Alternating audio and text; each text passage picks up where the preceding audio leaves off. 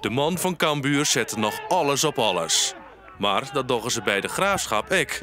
Want ik zei steen op de ronde van degradatie. Op de ranglist scheelt het maar 1 punt. Is het de wedstrijd? Ja, voor ons wel. Dit is een hartstikke belangrijke wedstrijd. En vanaf maandag eigenlijk zit de spanning, de passie, de strijd, alles zit wel weer in je lichaam om zaterdag te knallen. Ja. Dat wordt natuurlijk deze week wel opgebouwd. Ik bedoel, het is niet zo dat we nu al zo gespannen rondlopen. We hebben gewoon hard getraind. Ze doggen haar best. Maar of dat goed genoeg is, aan de zietlijnen hebben ze er net een soort vertrouwen meer in. Het woonskip is zinkende. Het wordt heel lastig.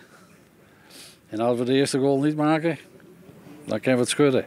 Dan is het boek dicht. Wij geven doelpunten veel te makkelijk weg en we komen zelf amper bij de goal. We creëren niks. Maar goed, ik heb eigenlijk gehoord van dat we morgen misschien met 3 spitsen spelen gaan. Dus dan geef ik ons wel weer een klein kans gegeven. Het piet me dat ik zo negatief ben, maar ik ben altijd een hele positieve man.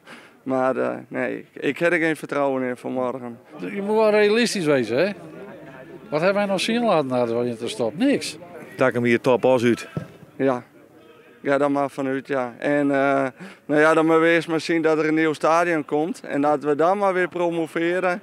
En dat we er dan een stabiele eredivisieclub, dat weet ik zeker.